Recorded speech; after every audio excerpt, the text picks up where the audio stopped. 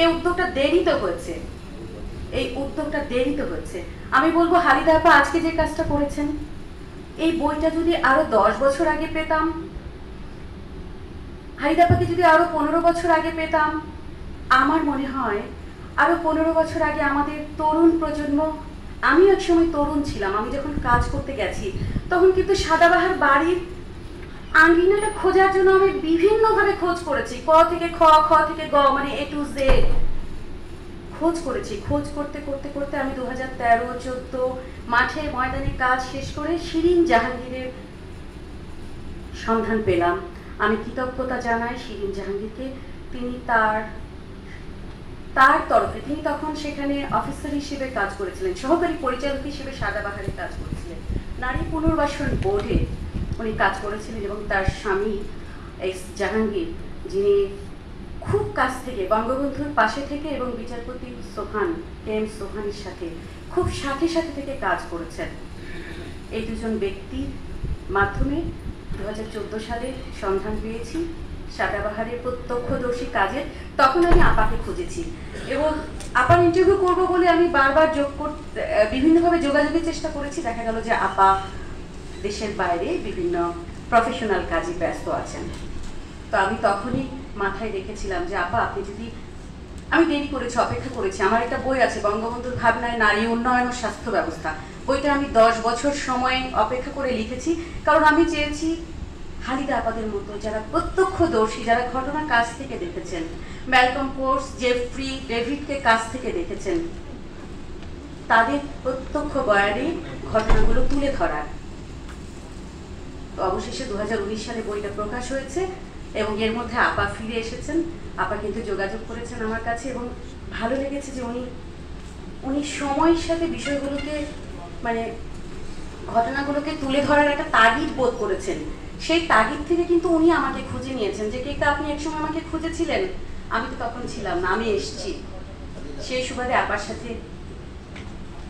সাথে কাজ করতে, আপার এই বইটা লেখার জন্য যতটুকু সম্ভব সাহায্য সহযোগিতা করেছি এবং আপা খুব স্নেহের হাত বাড়িয়ে দিয়েছেন। এবং আমার কাছে মনে হচ্ছে বইটা আর একটু অন্যভাবে করলে ভালো হতো। আমি একটু পড়েছি, যেহেতু আমি লেখক গবেষক, আমি নিবিড়ভাবে গবেষণা করি, আমি সহসা বই লেখায় হাত দিই না, যতটুকু সম্ভব চেষ্টা করি একটু ভিতরে খতিয়ে দেখার জন্য। তা আপার বইটা আমাদের জন্য একটা রেফারেন্স বুক এবং প্রত্যক্ষদর্শী হিসেবে তার বয়ানগুলো আছে। আমরা যে ঘটনাগুলো দেখেছি উনি সেই ঘটনাগুলো সরাসরি ফেস করে এসছেন, এই জন্য বইটার গুরুত্ব অপরিসীম।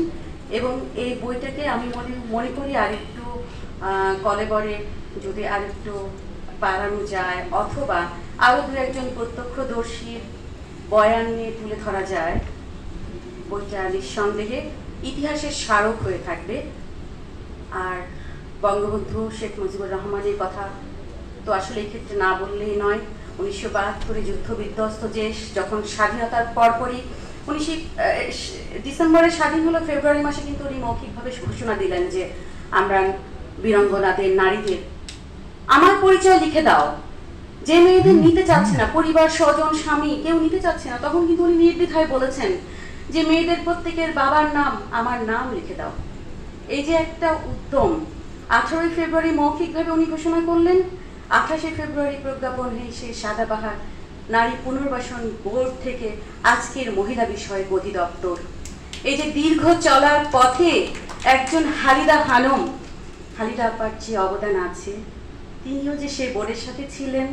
বাংলাদেশে, শুধু বাংলাদেশ নয়, দক্ষিণ এশিয়ার মধ্যে কোনো একটা নারী বিষয়ক প্রতিষ্ঠান, নারী, মহিলা ও শিশু বিষয়ক যে মন্ত্রণালয়ের একটা হতে পারে, যুদ্ধ বিধ্বস্ত, যুদ্ধের ক্ষত বহনকারী নারীদের জন্য এককভাবে, একনিষ্ঠভাবে, সুনির্দিষ্টভাবে একটা প্রতিষ্ঠান গড়ে তোলার নজির কিন্তু বাংলাদেশে এবং মহিলা শিশু বিষয়ক মন্ত্রণালয়।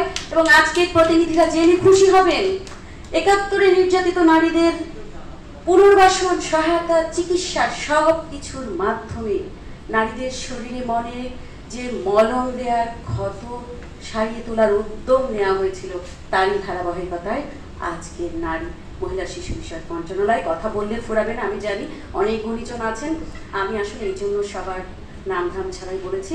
আপার প্রতি কৃতজ্ঞতা এই বইটার সাফল্য কামনা করছি। আরও কিছু সংযোজন হতে পারে সেটা আমি মনে করি।